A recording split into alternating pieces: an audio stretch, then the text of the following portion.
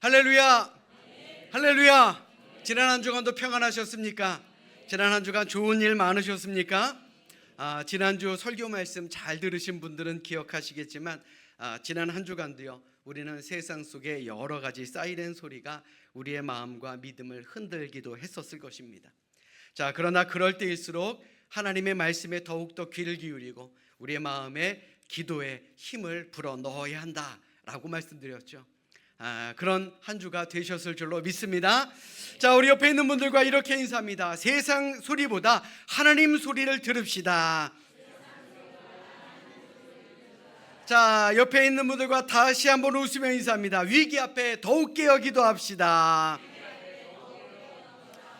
그래요. 지금도 우리의 믿음을 흔드는 세상의 소리가 얼마나 많습니까? 거기에 귀 기울이지 마시고 오히려 하나님의 말씀에 귀 기울입시다. 그리고 우리의 마음속 안에 기도를 잘 채우셔서 이번 한 주간도 평안함을 잃어버리지 않는 우리 모두가 되시기를 주님의 이름으로 축원합니다. 사람 참 바뀌기 어렵다라는 말 우리는 많이 해왔고요, 또 많이 들어왔고 잘 알고 있습니다. 지난 8월 8일 국민일보 겨자씨에 이런 재미있는 글이 올라왔습니다. 그 글의 제목은 숨길 수 없는 속사람입니다. 1930년대 미국의 경제 대공황기에 있었던 일입니다. 며칠을 굶은 사람이 한 동물원을 찾아갑니다. 그는 시키는 대로만 하면 밥을 먹여주겠다라는 사장의 말에 무엇이든지 시키는 대로 최선을 다하겠습니다 라고 다짐을 합니다. 사장은 그에게 원숭이 탈을 주고는 이것을 쓰고 원숭이 우리에 가서 마음껏 놀되 절대 사람의 소리를 내면 안 된다 라고 당부를 합니다. 이제 원숭이가 된 그 사람은 매일매일 출근하면서 이제 어느덧 원숭이 노릇에 익숙해져 갔습니다. 그러던 어느 날 그네를 타던 중에 실수로 호랑이 우리에 떨어지게 됩니다. 그 순간 혼비백산한 그는 무심코 아이고 어머니라며 사람 소리를 냅니다. 자, 그때 이상하게도 호랑이가 곁으로 다가와서 이렇게 속삭이듯 말합니다. 너도 알바하냐? 나도 알바한다. 세상 많은 사람들이 먹고 살기 위해서 여러 가지 탈을 쓰고 살죠. 그러나 어떠한 탈로도 우리의 본성, 즉 속사람은 숨길 수가 없다라는 이야기입니다. 내 속사람을 숨기기 위한 한마디의 거짓말은 그것을 유지하기 위해서 20마디의 거짓말이 필요하다라고 하지 않습니까? 우리도 살면서 거짓말을 안 하며 살아갈 수는 없습니다. 늘 내 속사람을 감추며 살아가기도 합니다. 사도 바울 역시 늘 그것으로 인해서 고민했다라는 것을 우리는 로마서 7장 22절로 23절을 통해 잘 알 수 있습니다. 그가 뭐라고 말합니까? 내 속사람으로는 하나님의 법을 즐거워하되 내 지체 속에서 한 다른 법이 내 마음의 법과 싸워 내 지체 속에 있는 죄의 법으로 나를 사로잡는 것을 보는도다. 사도 바울도요, 늘 내 속에 있는 나와 겉으로 보는 내가 늘 싸우며 살았다라는 겁니다. 자, 겉은요 어떻게든 꾸미고 바꿀 수 있습니다. 그런데 속사람까지 변화시키는 것 결코 쉬운 일 아닙니다. 그럼에도 이 세상을 살아가는 많은 사람들 겉사람에 더욱더 큰 비중을 두고 살아간다라고 해도 과언은 아닐 것입니다. 지금도 강남에 가보십시오.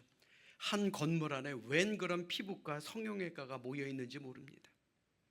더 나아가 요즘에는 한의원에서도 피부 과목까지도 진료하고 있다라 그러니 정말 외모에 참으로 신경을 많이 쓰는 나라가 되었구나라는 그런 생각까지도 하게 됩니다. 물론 나 자신을 가꾼다라는 것이 나쁘다라는 말은 아닙니다. 그것이 나의 경쟁력이 될 수 있다면 하셔야지요. 무엇인가 불편해서 성형수술을 해야 된다라고 하면 하셔야지요. 요즘에는 남자 화장품도 많이 나오고 있다라는데 필요하면 바르셔야죠.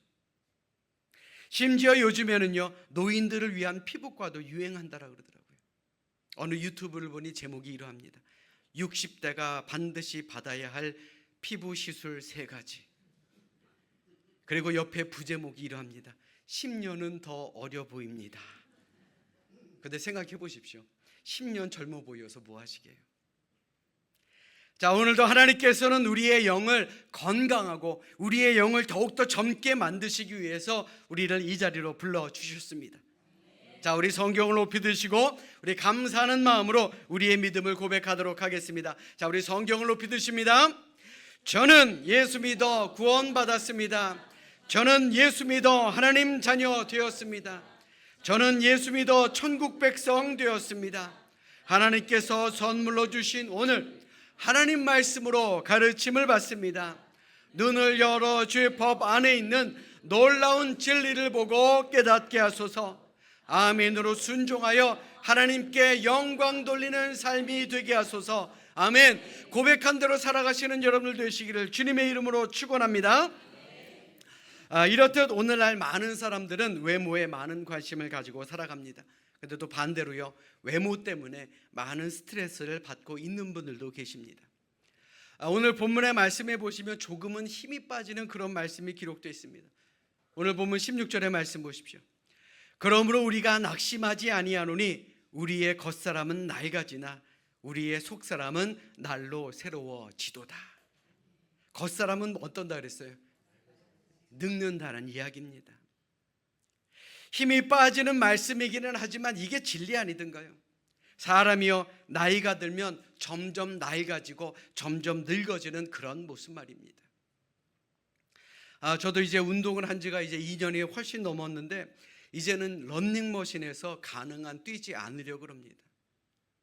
혹시나 무릎에 무리가 갈까 봐요. 며칠 전에 저희 아내가 제 예전 30대 사진을 봤나 봅니다. 그러면서 하는 말이 늙기는 늙었네. 많이 무너졌어. 그러는 겁니다. 맞습니다. 저도요, 나이 먹습니다. 그리고 저도 이제 조금 있으면 60입니다. 점점 늙어가고 낡아지고 망가집니다. 여러분들도 마찬가지 아니던가요? 성경은 바로 이것을 말하는 것입니다. 그런데 오늘 말씀의 포인트는요, 늙어가는 사람에 대한 포인트가 아니라 날로 새로워지는 속사람에 대한 말씀이다라는 거예요. 우리가 포인트를 어디에 두느냐에 따라서 우리는 늙어가지만 낙심되지 않을 수 있다라는 겁니다. 그러므로 오늘 우리가 이 말씀만 바로 마음속에 새기고 산다면 우리는 외모 때문에 스트레스를 받지 않을 것이며 외모 때문에 주눅 들지도 않을 것입니다. 또 반대로 교만하지도 않을 것이고요. 또 늙어가도 절대로 자기의 모습에 낙심하지 않을 것이며 자신의 환경 때문에 우울하지도 않을 수 있게 된다는 거예요. 이렇듯 오늘 본문의 말씀은 오늘을 사는 우리에게 참으로 중요한 말씀입니다. 자, 그렇다면 어떻게 해야 우리의 겉사람이 낡아도 낙심하지 않고 스트레스 받지 않고 주눅 들지 않고 즐겁고 행복하게 살아갈 수 있겠습니까? 자, 무엇보다도요, 우리에게 믿음과 소망이 있어야 하는 것입니다. 아멘.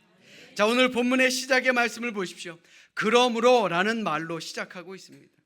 그러므로 라는 말은요, 앞에 있는 사실 때문에 뒤에 있는 결과가 따라온다라는 말이죠. 그러니 겉사람이 낡아도 낙심하지 않는 이유가 바로 오늘 본문 앞에 있다라는 겁니다. 오늘 본문 이전 13절의 말씀해 보십시오. 기록된 바 내가 믿었으므로 말하였다 한 것 같이 우리가 같은 믿음의 마음을 가졌으니 우리도 믿었으므로 또한 말하노라. 믿음이 중심입니다. 우리가 외모와 상관없이 행복하게 살아가기 위해서는 우리는 믿음을 가지며 살아가야 한다라는 겁니다. 그런데 여러분들 생각해 보십시오. 우리의 믿음을 약하게 만드는 것이 무엇입니까? 우리로 하여금 낙심하게 만드는 것이 무엇입니까? 바로 의심 아니던가요? 병원에 가는 환자들 한번 보십시오. 의사에 대한 믿음이 없이, 약에 대한 믿음이 없이 어떻게 치료를 받고 정상이 될 수가 있겠느냐라는 겁니다. 그런데요, 믿음 생활도 마찬가지입니다. 우리의 외모는 점점 낡고 늙게 됩니다. 그런데 그런 우리에게 천국이라는 믿음의 확신이 없이 의심만 있다라고 한번 생각해 보십시오. 하루하루가 지옥 같지 않겠습니까? 하나님이 우리를 돌보아 주시고 하나님이 우리를 지켜주신다라는 믿음이 없다라고 한번 생각해 보십시오.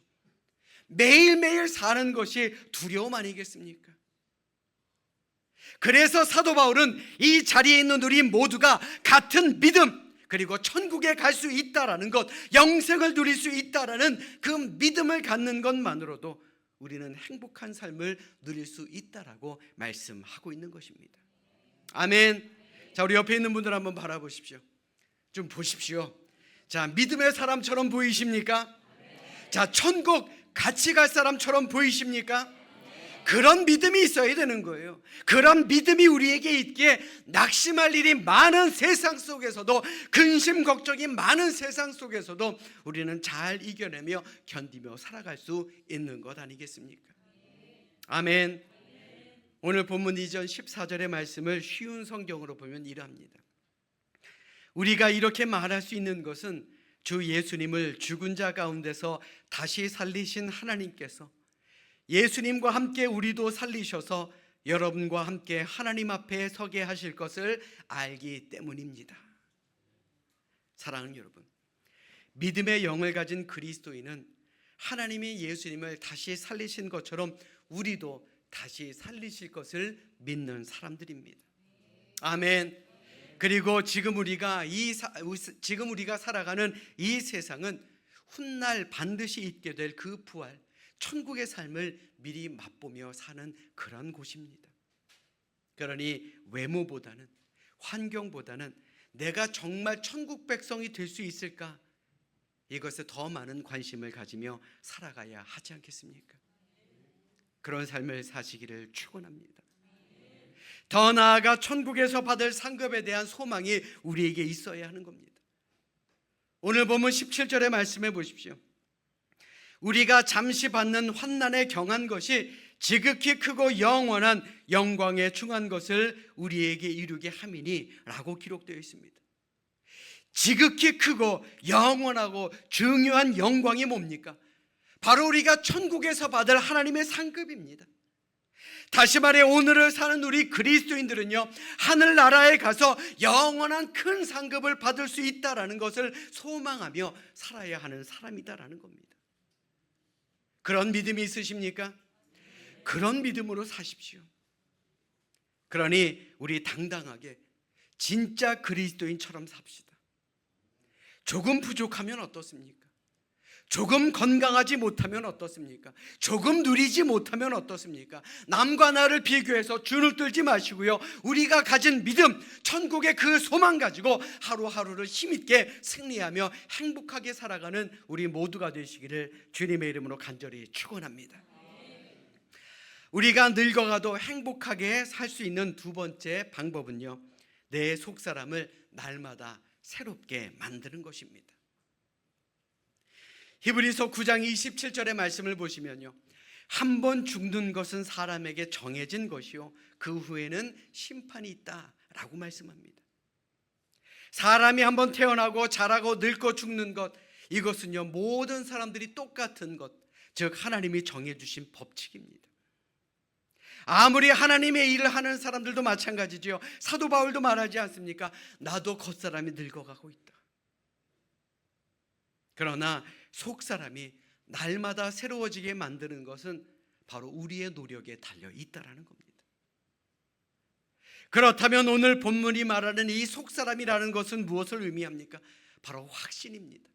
구원을 얻은 확신.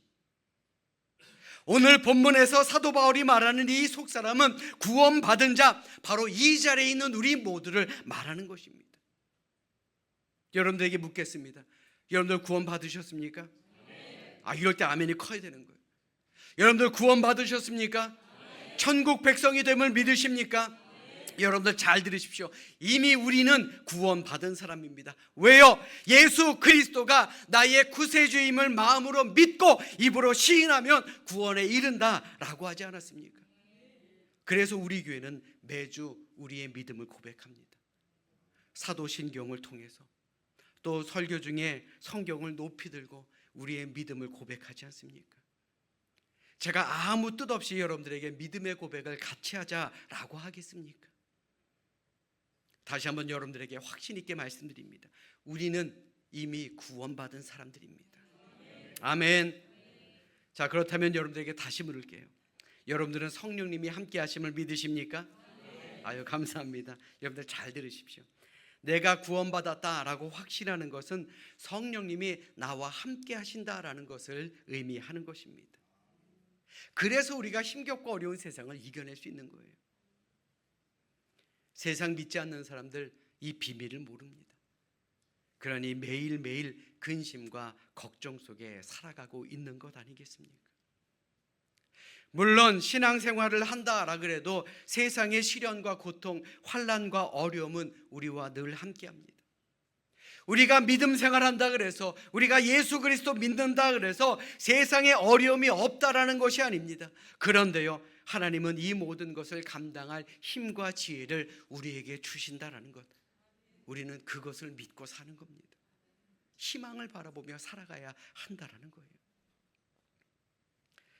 1944년 6월 연합군이 노르망디 상륙작전에 성공을 했습니다. 물론 그 후에도 전쟁은 1년 정도가 더 지나서야 끝이 나게 되었습니다. 그런데 노르망디 상륙작전이 성공한 후에 유럽에 큰 변화가 일어났습니다. 독일 나치에게 점령당했던 지역에 있었던 그 사람들의 마음가짐이 달라졌다라는 거예요. 비록 멀리 떨어진 곳에서 일어났던 일이었지만 그들의 마음속에는 야, 이제는 우리가 이겼구나 라는 확신이 생기게 되었다라는 거예요. 아직까지는 나치의 점령 아래 있었지만 그들의 마음은 이미 해방이 된 것 같았다라는 것입니다. 이와 비슷한 일이 1945년 싱가포르에 있던 일본군 전쟁포로 수용소에서도 일어납니다. 포로 중에 한 사람이 작은 라디오를 통해 점점 일본이 전쟁에서 불리해지고 지고 있다라는 뉴스를 듣게 된 것입니다. 이 소문이 퍼지자 수용소의 분위기에 변화가 생깁니다. 비록 지금은 포로이지만 자유와 그런 자유에 대한 희망과 소망이 생기게 되었다라는 것입니다. 사랑하는 여러분, 희망은 사람을 생동감 있게 만듭니다. 우리가 그리스도인으로 거듭나면 생기는 가장 큰 변화가 뭡니까? 바로 천국의 소망 아니던가요? 내가 천국 갈 수 있다라는 그 소망, 그 희망이 있기 때문에 비록 이 땅에서 어려움이 있지만 그래도 극복하며 행복하게 살아갈 수 있는 것 아니겠습니까? 아멘. 저도 그렇고요. 여기 있는 우리 모두도 날마다 늙어갈 수밖에 없습니다. 그러나 오히려 그것이 우리를 천국에 더 가까이 가게 만드는 하나님의 방법이다라고 믿는다면 우리는 매일매일 더 큰 희망이 우리를 기다리고 있다라고 생각할 수 있지 않겠습니까? 그것이 우리의 속사람을 새롭게 만드는 방법이 됨을 믿으시기를 주님의 이름으로 간절히 축원합니다. 날마다 속사람 새로워집시다. 천국 백성처럼 살아갑시다. 그게 오늘 본문이 우리에게 주는 두 번째 교훈입니다. 우리가 늙어가도 행복할 수 있는 마지막 방법은요, 보이지 않는 것을 볼 수 있어야 합니다. 많은 사람들은 보이는 것에 강조점을 둘 수밖에 없죠. 그러나 우리는 보이지 않는 것까지도 볼 수 있는 능력 있는 사람들입니다. 여러분들 천국이 보이십니까? 천국 보이세요? 저도 좀 봤으면 좋겠습니다. 여러분들 하나님이 보이십니까? 하나님의 은혜가 보입니까? 하나님의 돌보심이 보입니까?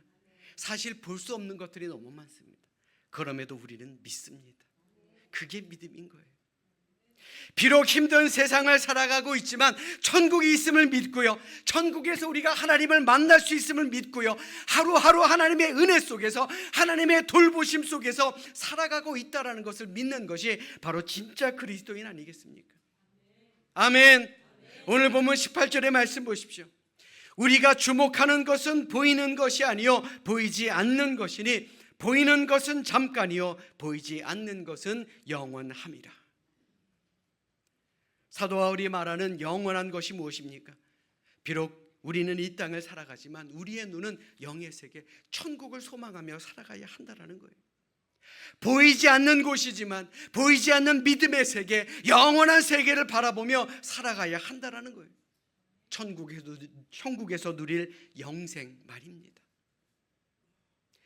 여러분들에게 묻겠습니다. 여러분들은 천국의 소망을 두고 천국을 바라보며 살아가고 계십니까? 자, 그런데요, 왜 근심하며 걱정하며 염려하며 살아가십니까? 하나님의 섭리는 우리가 생각하지 못한 곳에서 전혀 생각하지 못한 방법으로 이루어진다라는 믿음으로 살아가시기를 주님의 이름으로 간절히 축원합니다. 그게 바로 보이지 않는 것을 볼 수 있는 사람의 능력이다라는 거예요. 제주도에 가보신 분들이라면 누구든 한두 번은 특별한 도로에 가보셨을 것입니다. 도깨비 도로라는 거 여러분들 들어보셨습니까? 가보셨습니까? 정말 신기하죠. 저도 가본 적이 있습니다만은 이거 가다가 분명히 오르막길인데요, 중간에 차를 세워두고 기어를 중립에다 놓고 브레이크에서 발을 떼면 어떻게 됩니까? 위로 올라갑니다. 차가 분명히 내리막길인데.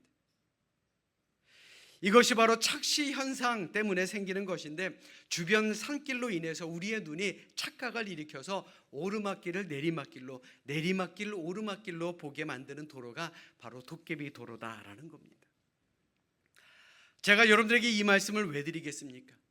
우리의 눈에 보이는 것이 진리는 아니다라는 거예요. 우리도 잘못 볼 때가 있다라는 겁니다. 우리 인생도 마찬가지입니다. 우리의 눈에 좋아 보이는 길, 우리를 성공으로 인도할 것 같은 넓은 길들이 얼마나 많습니까? 그런데 다 그렇지는 않더라고요.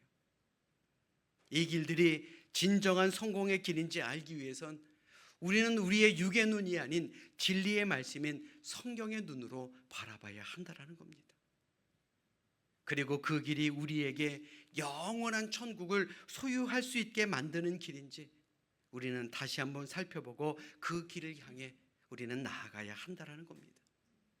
물론 믿음으로 사는 것 결코 쉬운 길은 아닐 것입니다.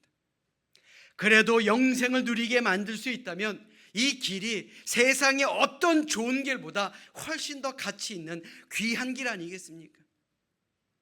그러므로 이 시간 진정으로 바라기는 세상의 판단으로 낮아 보이고 내리막길처럼 보일지라도 주님께서 말씀하시는 그 길, 우리 담대하게 승리하며 걸어가시기를 주님의 이름으로 축원합니다.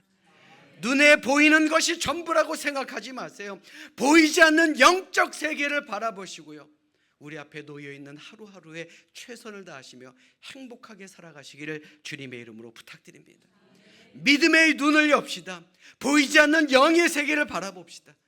그리고 훗날 천국에서 영생을 누리며 우리 다 함께 하나님께 예배를 드릴 수 있는, 찬송 드릴 수 있는, 기쁨을 나눌 수 있는 우리 모두가 될 수 있기를 이 시간 주님의 이름으로 간절히 축원합니다.